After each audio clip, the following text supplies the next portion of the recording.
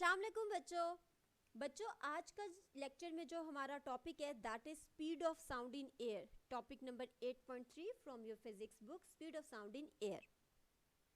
बच्चों साउंड हमें पता है, साउंड क्या है, अ फॉर्म ऑफ एनर्जी है और एनर्जी ट्रैवल करती है इन द फॉर्म ऑफ वेव्स।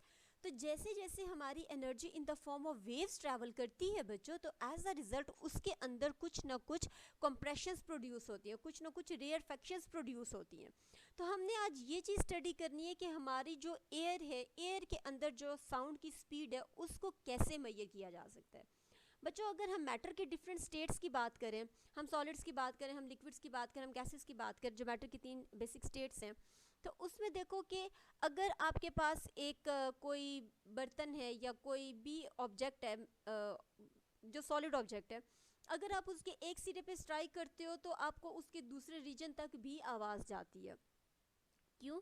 क्योंकि वो जो आपकी साउंड है वो in the form of waves travel करती है from one end to the other end. Similarly अगर हम गैसेस की बात करें तो गैसेस में भी हमारी आवाज़ ट्रैवल करती है। फॉर एग्जांपल मैं अब कमरे के एक सिरे में बैठ के बात कर रही हूँ तो कमरे के दूसरे कोने में बैठे हुए बंदे को भी मेरी आवाज़ जाएगी, तो वो जो मेरी आवाज़ प्रोपेगेट करेगी that will propagate through the gas medium. तो अब अगर हम कंपैरिजन करें मैटर्स की डिफरेंट स्टेट्स का, तो उसमें हमें ये पता चलता है कि हम लोगों के पास जो मैटर के अंदर, सॉलिड के अंदर जो एटम्स हैं, जो मॉलिक्यूल्स हैं, वो बहुत ज़्यादा क्लोजली पैक्ड हैं, उनकी डेंसिटी बहुत ज़्यादा हाई है, बहुत ज़्यादा जुड़े हैं एक दूसरे के। तो जैसे ही एक सिरे के ऊपर आप लोग फोर्स लगाते हो या कोई आवाज़ प्रोड्यूस करते हो तो फ़ौरन वो दूसरे सिरे तक पहुंच जाती है। एटम्स की आपस में कोलिजन होती है और वो कोलाइड करते करते वो उस वेव को ट्रांसफ़र करते हैं दूसरे रीजन तक और हमें वहाँ पर भी आवाज़ सुनाई देती है। अब अगर हम गैसेस की बात करें तो गैसेस में हमारे पास एटम्स थोड़े से रैंडमली ओरिएंटेड होते हैं, थोड़े से दूर दूर पड़े हुए होते हैं, तो उस केस में आवाज़ में निस्बतन थोड़ी सी रेशो कम आती है। तो बच्चों अभी हम स्टडी करते हैं कि हमारी जो speed of sound in air है इसकी वैल्यूज़ क्या हैं, इसको कैलकुलेट कैसे किया जा सकता है, कौन कौन से रिलेशंस हम यूज़ कर सकते हैं और इनका फर्दर इफेक्ट क्या होता है। ये चीज़ें बच्चों हमने अपने आज के लेक्चर में स्टडी करनी है। तो बच्चों न्यूटन का नाम आप लोगों सब ने सुना हुआ होगा खैर से। न्यूटन की अगर हम बात करें तो न्यूटन ने कहा कि हमारे पास ये हमारे पास एक जनरल रिलेशन है that is v is equal to under root E divided by rho, that is density of the medium. ये हमारे पास बच्चों जनरल रिलेशन है जिससे हम speed of sound in air को फाइंड कर सकते हैं। अब इसको आगे दो साइंटिस्ट ने दो डिफरेंट तरह से फाइंड किया। कैसे फाइंड किया, उनमें क्या क्या डिफरेंसेस थे, वो चीज़ें हम आगे स्टडी करते हैं। लेकिन यहाँ पे मैं आपको बताती चलूँ कि इस रिलेशन में ये जो v है that represents your speed of sound, under root तो एज इट इज़ है, ये जो ई है बच्चों that is modulus of elasticity and rho is the density of medium. ये सारी चीज़ें मैंने यहाँ पे लिख दी हैं और जब मैं आप लोगों को इनकी पिक्चर्स शेयर करूँगी तो वहाँ से भी देखना आपके लिए ज़्यादा आसानी होगी। अब बच्चों अब ई क्या होता है, that is modulus of elasticity. Modulus of elasticity क्या होता है, ratio of stress to strain. अब स्ट्रेस क्या होता है, that is force applied on a body per unit area. And strain क्या होता है, as a result of your applied force, जितना उस बॉडी के अंदर चेंज प्रोड्यूस होता है। तो सिंपली ये मॉडुलस ऑफ इलास्टिसिटी क्या है, किसी बॉडी के ऊपर आप कितना स्ट्रेस लगाते हो और उस स्ट्रेस लगाने की वजह से आपकी बॉडी के अंदर कितना स्ट्रेन प्रोड्यूस हो रहा है, कितना चेंज आ रहा है, that is your modulus of elasticity. अब ये तो हमारे पास एक जनरल रिलेशन आ गया, v is equal to E over rho. Rho आपकी क्या है, मीडियम की डेंसिटी है। अब जो न्यूटन ने क्या कहा था, न्यूटन ने कहा कि जब साउंड वेव्स एयर में ट्रैवल करती हैं तो एज अ रिजल्ट जो उनके अंदर कंप्रेशंस प्रोड्यूस होती हैं, बच्चों वेव्स आपस में कॉन्ट्रैक्ट भी करती हैं, वेव्स रिलैक्स भी करती हैं, तो वेव्स की जो कॉन्ट्रैक्ट करने को कहा जाता है दैट इज कंप्रेशन, और जो वेव्स आपस में रिलैक्स होती हैं that is known as rarefaction. For example जैसे हम ये बात करें कि एक स्प्रिंग है, स्प्रिंग की आप एग्जांपल लो, स्प्रिंग को अगर आप करीब लेके आ रहे हो तो वो जितने उसके रिंग्स हैं वो आपस में करीब आ रहे हैं, उसको आप वेव की तरह कंसीडर करो, तो वो आपस में कंप्रेस हो रहा है। उस फिनोमेना को हम क्या कहेंगे, that is compression of the waves. और जहाँ पे आप स्प्रिंग को स्ट्रेच कर रहे हो, जितना लूज लेके जा रहे हो, पार्टिकल्स ऑफ मीडियम एक दूसरे से बहुत ज़्यादा दूर जा रहे हैं, that is known as rarefaction. अब न्यूटन ने यह कहा कि वेव्स जब आपस में ट्रैवल करती हैं और ड्यूरिंग ट्रैवलिंग अगर वो आपस में कंप्रेस होती हैं तो हम उसके जो कंप्रेशन के ऊपर कंप्रेस करने के दौरान जो टेम्परेचर जनरेट होता है हम उसको कहते हैं कि वो कांस्टेंट है। न्यूटन ने कहा कि वो टेम्परेचर कांस्टेंट है, टेम्परेचर के अंदर कोई चेंज नहीं आ रहा, लेकिन उसकी वजह से ट्रैवल करने की वजह से जो वेव्स के ऊपर ऑब्वियसली प्रेशर कोई लगेगा तो इस वजह से वेव्स ट्रैवल करेंगी। तो वो जो ओरिजिनल प्रेशर था वो चेंज हो जाएगा किस में, P प्लस डेल्टा P में, यानी वो जो स्मॉल चेंज इन प्रेशर आएगा, जो स्मॉल थोड़ा सा प्रेशर आप मजीद लगाओगे उसको हम इसमें एक्चुअल में ऐड ऑन कर देंगे। As a result of applying the pressure हमारे पास क्या होगा, हमारे वॉल्यूम में चेंज आएगा, हमारी गैस की वॉल्यूम में चेंज आएगा। तो वॉल्यूम अगर पहले अगर हम बात करें, मैं आपको इसकी एग्जांपल इस तरह से देती हूँ कि पहले अगर वॉल्यूम यहाँ से अगर आप इमेजिन कर लो, पहले अगर वॉल्यूम बच्चों इस लाइन पे था तो प्रेशर लगने के बाद हो सकता है कि आपको वॉल्यूम इस लाइन तक आ जाए, तो मीन्स कि वॉल्यूम के अंदर इतना सा चेंज प्रोड्यूस हुए, तो that is your V minus delta V। तो प्रेशर की वैल्यू हमारे पास आ गई, वॉल्यूम की वैल्यू हमारे पास आ गई। तो बॉयल्स लॉ हमारे पास क्या कहते हैं कि जितना हमारी किसी बॉडी के अंदर प्रेशर है और उसकी वजह से जो उसके वॉल्यूम में चेंज हो रहा है वो gamma times equal to a constant होता है। अब गेमा क्या होता है बच्चों, that is your molar specific heat of gas at constant pressure and volume. ये मैंने नेक्स्ट पेज पे लिखा है, मैं वहाँ पे आपको एक्सप्लेन कर दी हूँ। लेकिन हमने क्या बात की कि हमारा जो टेम्परेचर डिफरेंस है दैट इज जीरो, कोई टेम्परेचर प्रोड्यूस नहीं हो रहा, चेंज प्रोड्यूस नहीं हो रहा। इट मीन्स टेम्परेचर अगर होगा तो उसकी वजह से क्या होगा, हमारी बॉडी के अंदर कोई हीट प्रोड्यूस होगी, तो वो चेंज ही न्यूटन ने कहा कि that is equal to zero. तो यहाँ पे अगर हम गेमा को जीरो पुट करें तो P V gamma anything raise to power zero is equal to one. किसी भी चीज़ के बच्चों अगर पावर जीरो आ जाए तो वो वन के इक्वल होती है। तो यहाँ पे वन मुझे एज अ कोफिशिएंट लिखने की ज़रूरत तो नहीं है, तो मीन्स कि मेरा पी वी गेमा किसके इक्वल आ जाएगा, सिंपली पी वी के। तो मेरे पास बॉयल्स लॉ की इक्वेशन क्या बन गई, P V is equal to constant. अब मैं यहाँ पे P की वैल्यू और V की वैल्यूज डालूंगी जो मेरे पास इधर है, ये मैंने इनको लिखा आपस में, जब मैंने इनको मल्टीप्लाई किया तो मेरे पास ये चार टर्म्स बन गई। चार टर्म्स बनी बच्चों, तो देखो ये PV इक्वेशन के इधर भी था, इस साइड पे भी था, तो ये दोनों हो गए आपस में कैंसिल आउट। उसके बाद मेरे पास बचा minus P into del V, del P into V and minus del P and del V। अब बच्चों देखो ये जो डेल P और डेल P है ये बहुत छोटे छोटे से चेंजेस हैं, तो इनकी वजह से आप लोगों के सिस्टम के ऊपर कोई इतना ऐसे खास इफेक्ट नहीं हो रहा, ये बहुत स्मॉल से टर्म्स है, बहुत छोटा सा चेंज है। तो क्योंकि डेल P भी बहुत छोटा है और डेल V भी बहुत छोटा है, तो जब दोनों छोटे छोटे आपस में मिलेंगे तो वो मज़ीद कोई छोटी वैल्यू देंगे, तो इस वैल्यू को हम आपस में निगलेक्ट कर देते हैं, हम यहाँ पे इसको नहीं लिखते। अब यहाँ पे बच्चों देखो, अब ये भी क्वेश्चन हो सकता है कि डेल V और डेल P अगर छोटे हैं तो हम उनको यहाँ पे इग्नोर क्यों नहीं करें। यहाँ पे बच्चों हम इसलिए नहीं कर सकते कि देखो इसके साथ एक कांस्टेंट प्रेशर की वैल्यू गिवन है और इसके साथ एक्चुअल वॉल्यूम की वैल्यू गिवन है।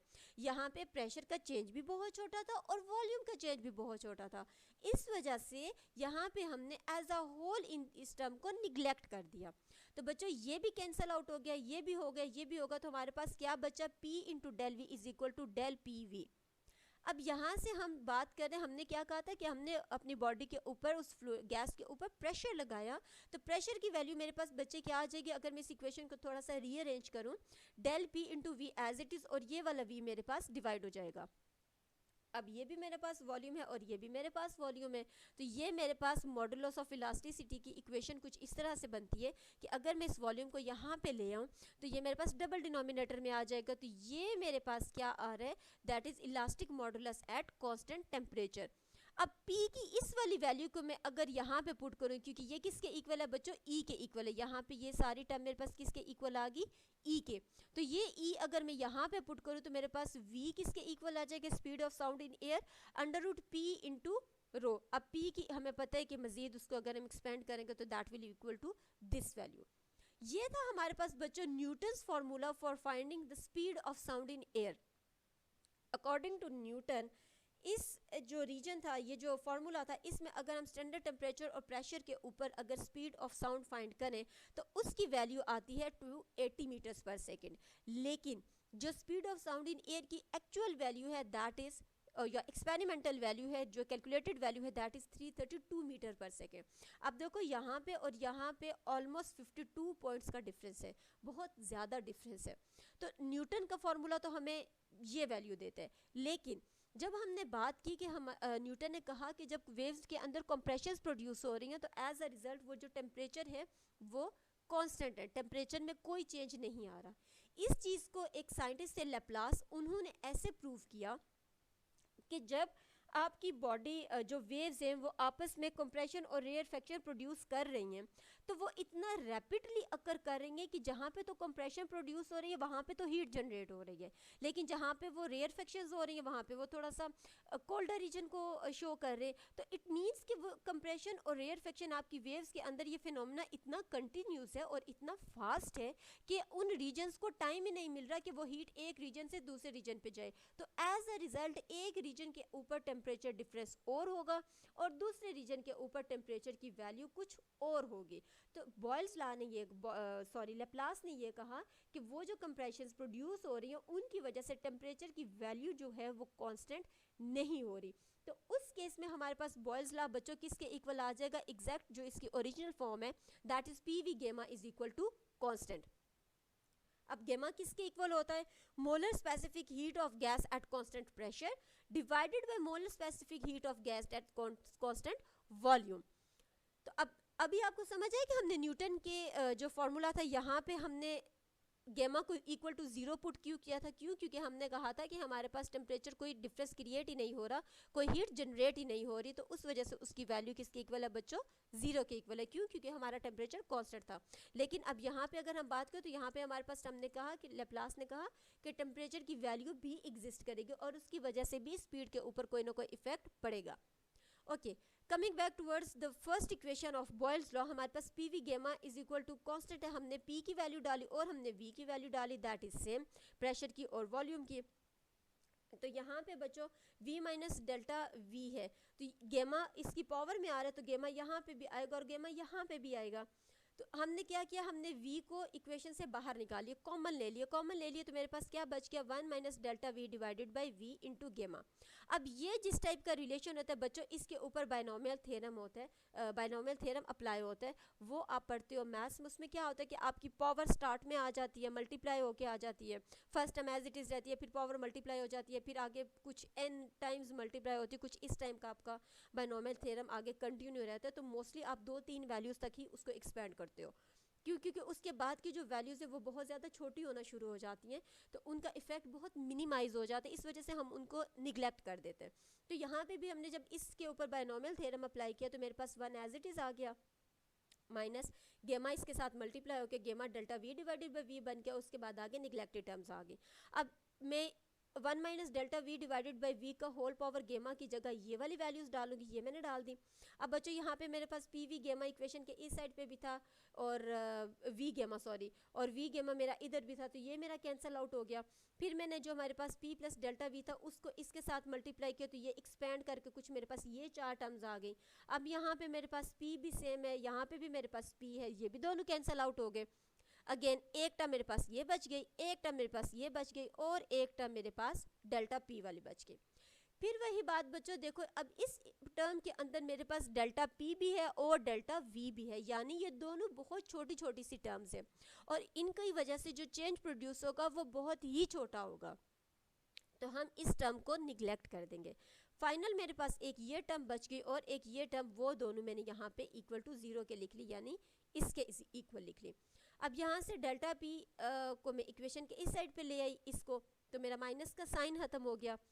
यहाँ से अगर मैं देखूँ कि मेरे प्रेशर के साथ क्या चेंज आ रहा है, तो मेरा प्रेशर बच्चों किसके इक्वल बच रहा है, यहाँ पे delta V divided by V को मैं ले जाऊंगी इक्वेशन के इस साइड पे। तो जैसे मेरे पास न्यूटन के फार्मूला में ये वाली सारी चीज़ ई के इक्वल, मॉडुलस ऑफ इलास्टिसिटी के इक्वल बच रही थी, तो यहाँ पे भी मेरे पास ये सेम इक्वेशन बन रही है। लेकिन चेंज कहाँ पे आ रहा है कि वहाँ पे न्यूटन के फार्मूला में मेरे पास ये सारी वैल्यू सिर्फ पी के इक्वल थी, लेकिन अब भी मेरे पास ये सारी वैल्यू मोलर स्पेसिफिक हीट के इक्वल भी आ रही है, इस कांस्टेंट के भी इक्वल आ रही है, गैमा के इक्वल भी आ रही है। तो अब इस वैल्यू को मैं अपनी इक्वेशन नंबर 1 में यहाँ पे पुट करूँ बच्चों, तो मेरे पास क्या एक रिजल्ट आएगा, v is equal to gamma p divided by rho whole under root. अब इसके अंदर अगर हम वैल्यूज़ को पुट करें स्टैंडर्ड टेम्परेचर ऑफ प्रेशर में, तो हमारे पास जो वैल्यू आती है गेमा की वैल्यू, अगर हम 1.4 डालें एयर के लिए, गेमा की वैल्यू ये होती है बच्चों तो आपके पास जो स्पीड ऑफ साउंड आती है दैट इज़ 333 मीटर्स पर सेकेंड।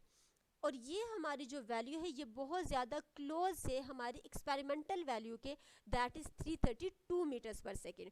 तो ये जो रिलेशन है बच्चों आपके पास, इसको कहा जाता है लैप्लास करेक्शन। अब पेपर में आपको एज अ होल भी ये क्वेश्चन आ सकते हैं, उसके बाद आपको ये शॉर्ट क्वेश्चन की फॉर्म में आ सकते हैं कि आप सिर्फ न्यूटन का जो फार्मूला था स्पीड ऑफ साउंड का आप वो फाइंड करें, उसको डिराइव करें। उसके बाद आपको ये अलग से आ सकता है कि आप सिर्फ लैप्लास करेक्शन को फाइंड करें, तो आपने फिर कोरस्पॉन्डिंगली अगर लैप्लास का आता है तो सिर्फ ये वाला करोगे, और अगर न्यूटन वाला आता है तो आप ये वाला करोगे। लेकिन अगर आपको एज अ होल आता है तो फिर आप यहाँ से स्टार्ट करोगे और यहाँ तक लिखोगे। अब बच्चों speed of sound in air तो हमने फाइंड कर ली, लेकिन आगे हमने देखा कि हमारे पास रिलेशन में क्या क्या चीज़ें आ रही हैं। एक तो हमारा प्रेशर इन्वॉल्व है, एक हमारी डेंसिटी इन्वॉल्व है, और तीसरी चीज़ हमारा टेम्परेचर इन्वॉल्व है। अब इन तीनों की वजह से हमारी गैसेस की स्पीड के ऊपर साउंड के ऊपर क्या फ़र्क पड़ता है बच्चों, इस चीज़ को हम स्टडी करते हैं। सबसे पहला इफेक्ट है हमारे पास इफेक्ट ऑफ प्रेशर। अब बच्चों हमने बात की प्रेशर की, जब हमने बात की थी न्यूटन्स के टाइम पे, तो हमने क्या कहा था कि हमारे पास जो टेम्परेचर है दैट इज़ कांस्टेंट। तो स्टैंडर्ड टेम्परेचर ऑफ प्रेशर, अच्छा जनरल में आपको बताऊँ स्टैंडर्ड टेम्परेचर ऑफ प्रेशर पे बच्चों जो आपकी स्पीड ऑफ साउंड की वैल्यू होती है दैट इज़ 332 मीटर पर सेकंड टू 334 मीटर पर सेकंड। मतलब इनके बीच की कोई वैल्यू होती है। समटाइम्स होता है कोई फ्लक्चुएशन, किसी एक फैक्टर के अंदर कोई फ्लक्चुएशन आने की वजह से जो आपकी स्पीड की वैल्यू है वो इतना फ्लक्चुएट कर सकती है, इन तीन वैल्यूज़ के अंदर अंदर लाई करेगी। ठीक है बच्चों। अच्छा अब अगर हम बात करते हैं कि हमारा, अगर हम चेक कर रहे हैं कि प्रेशर का इफेक्ट क्या है, तो हम उस केस में टेम्परेचर को कांस्टेंट रखेंगे। सिमिलरली जब हम टेम्परेचर का इफेक्ट देखेंगे तो हम प्रेशर को कांस्टेंट रखेंगे। इस तरह एक चीज़ का इफेक्ट जब बच्चों आप स्टडी करते हो तो बाकी चीज़ों को आप कांस्टेंट करते हो। ओके टेम्परेचर को अगर हम कांस्टेंट रखें तो ये जो इक्वेशन है ये आप लोग सब इस इक्वेशन से फेमिलियर हो गए, that is P is equal to rho g h. ये आपके पास क्या आती है, यह आपको बताती है कि प्रेशर, अगर आपने किसी फ्लूइड का प्रेशर फाइंड आउट करना है तो वो आप कैसे फाइंड कर सकते हो, वो आप इस इक्वेशन से फाइंड कर सकते हो। अब बच्चों इसमें रो क्या है आपके पास, डेंसिटी ऑफ द मीडियम, जी क्या है एक्सेलरेशन ड्यू टू ग्रेविटी, और एच क्या है दैट इज हाइट। तो अगर हम किसी एक स्पेसिफिक एक कांस्टेंट हाइट के ऊपर प्रेशर की वैल्यू को फाइंड आउट करें तो मींस कि वो हाइट भी कांस्टेंट होंगी और जी तो कांस्टेंट ही होता है दैट इज 9.8 मीटर पर सेकंड। तो ये इट मींस कि ये दोनों चीज़ें भी, दोनों टर्म्स आपके पास कांस्टेंट हो गए। तो प्रेशर आपका डायरेक्टली किसके साथ रिलेट करे, रिलेटेड टू योर डेंसिटी। तो इक्वेशन क्या है हमारे पास, V is equal to under root gamma P into rho divided by rho.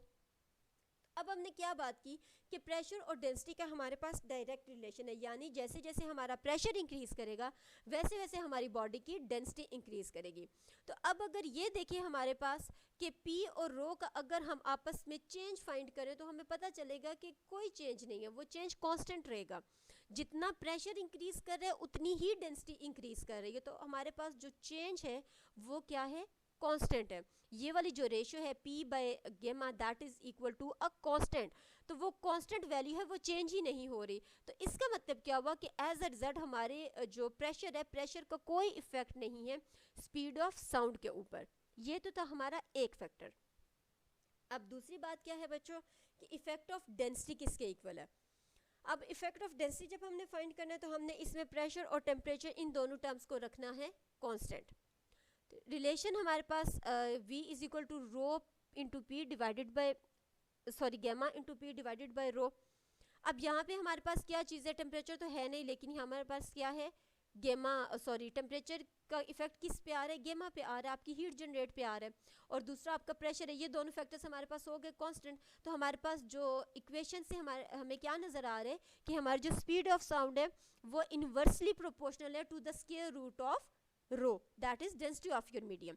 अब डेंसिटी का भी हमें पता है, डेंसिटी किसके इक्वल होती है, that is mass per unit volume. और अगर हम कांस्टेंट एक वॉल्यूम के लिए अपने मैसेज को वेरी करें तो अगर एक सपोज हम वॉल्यूम कंसीडर कर लें कि 1 क्यूबिक मीटर के ऊपर अगर मैं मैसेज को चेंज कर रही हूँ, मीन्स कि मैं दो गैसेस ले रही हूँ, एक में लाइट गैस ले रही हूँ और एक में हैवी गैस ले रही हूँ, तो उस केस में हमें क्या पता चलेगा कि मास और डेंसिटी का यहाँ से डायरेक्ट रिलेशन है। देखो बच्चों, rho is directly proportional to m and rho is inversely proportional to the volume. लेकिन वॉल्यूम हम कांस्टेंट रख रहे हैं, मास का सिर्फ इफेक्ट देख रहे हैं बच्चों। तो क्या नजर आ रहा है कि जैसे जैसे आपका मास इंक्रीज करेगा वैसे वैसे आपकी डेंसिटी इंक्रीज करेगी। ये जो एरोज है ना बच्चों, यहाँ पे जैसे मैंने शो किया, यहाँ पे किए, इधर किए या इधर किए, या आगे भी मैं आपको बताऊंगी। ये फॉर एग्जांपल ये यहाँ पे आगे कि रो आपका डायरेक्टली प्रोपोर्शनल है मैथ्स के साथ और इन्वर्सली प्रोपोर्शनल है वी के साथ। ये जो एरोज हैं बच्चों, ये आपको ये बताते हैं कि एक चीज़ अगर इंक्रीज करिए तो ये दूसरी भी इंक्रीज करिए, अगर दोनों अपवर्ड जा रहे हैं तो। अगर एक अपवर्ड है एक डाउनवर्ड है तो वो ये बता रहे हैं कि इसको इंक्रीज कर रहे हो तो ये डिक्रीज हो रहा है। ये बेसिकली मैं आपको बता दूं कि ये सिंबल्स हैं, सिंबॉलिक फॉर्म है, इस तरह से आप भी चीज़ों को रिप्रेजेंट करते हो। लेकिन जब आप पेपर में लिखोगे तो पेपर में आपने ऐसे नहीं लिखनी। ये मैं अभी आपको बता रही हूँ कि आपने ऐसे कंफ्यूज नहीं होना है कि ये एरोज क्या रिप्रेजेंट कर रहे हैं। ठीक हो गया बच्चों? अच्छा, अभी हम बात कर रहे थे कि हमने अगर अपने वॉल्यूम को कांस्टेंट रखा तो एज अ रिजल्ट हमें क्या मिला कि जैसे जैसे हमारा मास इंक्रीज कर रहा है वैसे वैसे हमारी उस बॉडी की डेंसिटी भी इंक्रीज कर रही है। अगर हम कंसीडर करें एक एग्जांपल कि हाइड्रोजन का मास हमारे पास, अगर हम एटॉमिक मास यूनिट में कंसीडर करें बच्चों जो मॉलिक्यूलर फॉर्म ऑफ हाइड्रोजन है, तो उस केस में हाइड्रोजन का मास क्या है, दैट इज़ 2 mu, और ऑक्सीजन का मास क्या है 32 AMU। तो हाइड्रोजन और ऑक्सीजन की अगर हम रेशियो लें दैट इज़ 2:32, तो हमारे पास मैसेज की रेशियो क्या आती है 1:16 आ रही है। अब 16 को अभी ऑक्सीजन की रेशियो को अगर मैं यहाँ पे यानी इसकी डेंसिटी को मैं इधर पुट करूँ तो मेरे पास क्या आएगा, √4 आएगा, √4। तो इसका क्या मतलब है मेरे पास कि जो हाइड्रोजन है मेरे पास वो ऑक्सीजन की निस्बत 4 गुना ज़्यादा लाइटर है, 4 गुना कम डेंस है, 4 गुना उसकी डेंसिटी कम है, और ऑक्सीजन की डेंसिटी मेरे पास हाइड्रोजन की निस्बत बहुत ज़्यादा है as compare to hydrogen. Oxygen 4 गुना डेंस है और हाइड्रोजन ऑक्सीजन की निस्बत 4 गुना कम डेंस है। तो मीन्स के ऑक्सीजन की डेंसिटी ज़्यादा है तो एज अ रिजल्ट उसकी जो स्पीड है वो कम है। हाइड्रोजन की डेंसिटी कम है, उसके लिए एरो डाउनवर्ड आ जाएगा तो उसकी स्पीड ऑफ साउंड ज़्यादा हो जाएगी। इसका मतलब कि दो फैक्टर्स में हमें क्या पता चला कि प्रेशर का हमारी स्पीड ऑफ साउंड के ऊपर कोई इफेक्ट नहीं है और डेंसिटी का हमारी स्पीड ऑफ साउंड के साथ इनवर्स रिलेशन है। डेंसिटी ज़्यादा होगी तो स्पीड ऑफ साउंड कम होगी, डेंसिटी कम होगी तो स्पीड ऑफ साउंड ज़्यादा होगी। अब अगर हम बात करें अपने तीसरे फैक्टर की बच्चों, that is effect of temperature. Temperature के केस में हमने कहा अपना कि हमारा जो प्रेशर है जो अप्लाई कर रहे हैं हम दैट इज़ कांस्टेंट। तो अगर हम टेम्परेचर को इंक्रीज करते जाएं तो उस केस में हमारा क्या होगा, इफेक्ट ऑफ टेम्परेचर क्या होगा। अब हमने बात की थी कि हमारे पास प्रेशर कांस्टेंट है, लेकिन बच्चों जैसे जैसे हम टेम्परेचर इंक्रीज करते हैं तो आपको पता है कि आपकी जो गैसेस का वॉल्यूम है वो थोड़ा सा ज़्यादा इंक्रीज करना शुरू हो जाता है, थोड़ी सी उसके अंदर एक्सपेंशन प्रोड्यूस होती है। तो इट मीन्स कि जैसे वॉल्यूम ज़्यादा होगा तो उसकी डेंसिटी में कोई ना कोई चेंज आएगा और वो कम होना शुरू हो जाएगी। तो अगर अब हमारे पास क्या है कि हमारे पास दो टेम्परेचर्स आ गए, एक तो टेम्परेचर जो स्टार्ट पे है जो 0 डिग्री पे, और दूसरा टेम्परेचर वो है जो हमारे पास जिस टेम्परेचर के ऊपर हम अपनी वैल्यू को फाइंड आउट कर रहे हैं। तो करस्पॉन्डिंगली हमारे पास रिलेशंस भी दो आ जाएंगे। तो V0 हमारे पास वो स्पीड ऑफ साउंड होगी जो 0 डिग्री पे होगी, और VT स्पीड ऑफ साउंड होगी जो T टेम्परेचर पे होगी जिसके ऊपर हम स्पीड ऑफ साउंड को फाइंड करना चाह रहे हैं। इसी तरह हमारे पास ρ0 क्या हो जाएगी, डेंसिटी होगी गैस की 0 डिग्री पे, और ρT हमारे पास डेंसिटी होगी गैस की टेम्परेचर पे। तो हमारे पास स्पीड ऑफ साउंड का रिलेशन क्या आ जाएगा, 0 डिग्री के लिए हमारे पास V0 के साथ ρ0 आ जाएगा और VT के साथ ρT आ जाएगा। अब इन दोनों को अगर मैं डिवाइड करूँ VT को V0 से तो मेरे पास बच्चों γ P और γ P आपस में कैंसिल आउट हो जाएंगे। क्यों? क्योंकि ये दोनों सेम है। तो मेरे पास इक्वेशन नंबर 1 आ जाएगी। अब बच्चों हमें पता है कि हमने जब टेम्परेचर अप्लाई किया तो उसकी वजह से हमारे वॉल्यूम के अंदर कोई चेंजिंग्स आई, तो उस वॉल्यूम की चेंजिंग्स को स्टडी करने के लिए हमारे पास जो इक्वेशन होती है that is VT is equal to V0 into 1 plus beta T. अब B क्या है आपके पास, coefficient of expansion of gases, और T क्या है आपके पास, वो टेम्परेचर है जिस टेम्परेचर के ऊपर आप अपना स्पीड ऑफ साउंड का इफेक्ट चेक कर रहे हो। अब ये बच्चों जो VT और ये जो V0 है ये आपके वॉल्यूम का है, दैट इज कैपिटल V है। इनको स्मॉल नहीं करना, आपने स्पीड्स के साथ मिक्सअप नहीं करना। ठीक हो गया बच्चों? अब हमारे पास जो coefficient of expansion of gases की वैल्यू होती है उसकी जो इक्वेशन है या जो उसका रिलेशन है दैट इज 1/273। ये सब गैसेस के लिए आपके पास यही रिलेशन लगेगा। तो बीटा की जगह आपने ये पुट कर दिया और टी आपके पास एज इट इज आ गया, तो ये इक्वेशन आपके पास कुछ इस टाइप की बन जाएगी। ओके तो ये आपने वॉल्यूम और वेलोसिटीज को या स्पीड्स को बच्चों आपस में मिक्सअप नहीं करना, ठीक है। तो हमने जब इक्वेशन में वैल्यू डाली बीटा की तो मेरे पास ये रिलेशन आ गया। उसके बाद बच्चों देखो कि जैसे जैसे मेरा वॉल्यूम चेंज होगा, जब मेरे पास डेंसिटी 0 डिग्री सेंटीग्रेड पे मेरे पास वॉल्यूम की वैल्यू ये आ जाएगी रिलेशन की, और T डिग्री सेंटीग्रेड के ऊपर मेरे पास वॉल्यूम की वैल्यू ये आ जाएगी। तो अब इन दोनों वैल्यूज़ को अगर मैं अपनी इक्वेशन नंबर 2 में पुट करूँ तो कुछ इस टाइप का रिलेशन आ जाएगा। अब मैथ्स मेरे पास दोनों केसेस में कांस्टेंट है, मैथ्स के ऊपर कोई फ़र्क नहीं पड़ रहा, तो मेरा मैथ्स कैंसिल आउट हो गया। तो आपके पास क्या बचा, 1/ρT is equal to 1/ρ0 into 1+T/273। अब रो नॉट और रो टी को ये डिवाइड हो रहा है, इधर ले जाएं, ये डिवाइड हो रहा है, इसको इक्वेशन के साइड पे ले आएं, तो आपके पास ये इक्वेशन बचती है। अब बच्चों यहाँ पे आपके पास रो नॉट की वैल्यू थी। अब क्या करते हैं कि ये जो रो नॉट की वैल्यू है इक्वेशन नंबर 3 से, इसको उठा के हम इक्वेशन नंबर 1 में पुट करते हैं, तो मेरे पास ये रिलेशन आ गया अंडर रूट रो टी, ये वाली सारी वैल्यू यहाँ पे रो नॉट की जगह आ जाएगी, और ये वाला रो टी तो एज इट इज़ है। अब ये वाला रो टी और ये रो टी आपस में कैंसिल आउट हो गए, तो मेरे पास क्या रिलेशन बचेगा, VT/V0 is equal to under root 1+T/273, ये रिलेशन बच गया। ठीक है। अच्छा अब बच्चों देखो कि अगर मैं इसका एलसीएम लूँ तो मेरे पास क्या बचेगा, 273 प्लस टी डिवाइडेड बाय 273, ये एलसीएम लेने के बाद है। अब ये जो टी है ना बच्चों, कैपिटल टी, और ये जो टी नॉट है, ये आपको क्या बताना चाह रहे हैं कि ये आपके पास एब्सोल्यूट टेम्परेचर्स हैं एट T डिग्री सेंटीग्रेड और 0 डिग्री सेंटीग्रेड, यानी 0 डिग्री के ऊपर जो आपका एब्सोल्यूट टेम्परेचर होगा उसकी वैल्यू ये है, और जो आपका एब्सोल्यूट टेम्परेचर होगा इस टेम्परेचर T के ऊपर जिसके ऊपर आप अपनी speed of sound in air को फाइंड कर रहे हो, तो ये वाली आपकी वैल्यू इसके इक्वल आ जाएगी। तो सिंप्लीफाई अगर आप इक्वेशन करोगे तो आपके पास आ जाएगा VT/V0 is equal to T/T0 into under root. इसको यहाँ पे स्टॉप करो बच्चों। अभी हम बैक जाते हैं अपने इक्वेशन नंबर 4 पे जो ये आई थी मेरे पास। अब यहाँ पे अगर मैं बाइनोमियल थ्योरम लगाती हूँ, क्योंकि यहाँ पे भी मेरे पास कुछ ना कुछ पावर में आ रहा है, VT is equal to V0, अब ये अंडर रूट था बच्चों, तो इसको मैंने क्या कर दिया, अंडर रूट को मैंने क्या लिख दिया, 1/2 की पावर लिख दी। अगेन जब इसमें मैं बाइनोमियल थ्योरम लगाऊंगी तो पावर आ गई स्टार्ट में, उसके बाद जो अगली टर्म्स होंगी वो बहुत छोटी होंगी, उनको हमने कर दिया निगलेक्ट। तो मेरे पास रिलेशन क्या बचा, T/2 मल्टीप्लाई बाई 273 किसके इक्वल आ गया, 546 के। और जब इसको आप ब्रैकेट खोलोगे, यहाँ पे V0 है, इसके साथ मल्टीप्लाई हो जाएगा, दोबारा V0 आपका मल्टीप्लाई हो जाएगा T डिवाइडेड बाई 546 के।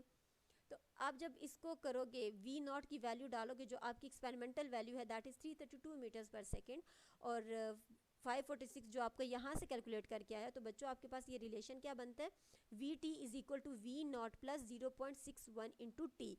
अब ये रिलेशन आपको क्या बताते हैं, ये रिलेशन आपको ये बताते हैं कि अगर आपके जो सिस्टम के अंदर जो टेम्परेचर है वो अगर चेंज हो रहा है, डिग्री सेल्सियस की ही हम बात करते हैं, तो अगर 1 डिग्री सेल्सियस आपका टेम्परेचर चेंज करेगा, ज़्यादा होगा, तो उसकी वजह से आपकी जो स्पीड ऑफ साउंड है उसके अंदर 0.61 मीटर्स पर सेकंड का चेंज आएगा। हर डिग्री इंक्रीज करने के साथ आपकी इतनी वैल्यू स्पीड ऑफ साउंड की इंक्रीज होती जाएगी। आप 2 डिग्री करोगे, आप इसको 2 से मल्टीप्लाई कर दो, आप 3 डिग्री चेंज कर रहे हो, अगर 3 डिग्री राइज इन टेम्परेचर मतलब टेम्परेचर आप ज़्यादा कर रहे हो, तो आपकी करस्पॉन्डिंगली ये वैल्यू 3 डिग्री मल्टीप्लाई हो जाएगी। तो इसका मतलब क्या हुआ कि हमने 3 फैक्टर्स पढ़े, उसमें क्या है कि प्रेशर का आपकी स्पीड ऑफ साउंड के ऊपर कोई इफेक्ट नहीं है, डेंसिटी का आपकी स्पीड ऑफ साउंड के साथ इन्वर्स रिलेशन है, और स्पीड ऑफ साउंड का टेम्परेचर के साथ क्या रिलेशन है बच्चे, ये रिलेशन है कि 0.16 टाइम्स आपका वो इंक्रीज हो जाएगी speed of sound in air. अब बच्चों ये तो था आपका आज का टॉपिक। होमवर्क क्या है आपके पास कि आपने इस टॉपिक के नोट्स प्रिपेयर करने हैं और डेरिवेशंस करनी हैं विद डायग्राम्स अगर जहाँ पे हैं, और साथ में आपने थोड़ी थोड़ी थ्योरी भी लिखनी है। उसके बाद आपने एग्जाम्पल नंबर 8.1 सॉल्व करनी है। छोटी सी एग्जाम्पल है, हो जाएगी आप लोगों से, यही वाला न्यूमेरिकल, ये वाला रिलेशन आप लगाओगे बच्चों, आपकी एग्जाम्पल सॉल्व हो जाएगी। कोई क्वेश्चन हो, कोई क्वेरी हो तो आप लोग मुझे बता सकते हैं। बहुत अच्छे तरीके से पढ़िए, अपना ख्याल रखिएगा बच्चों। अल्लाह हाफिज़।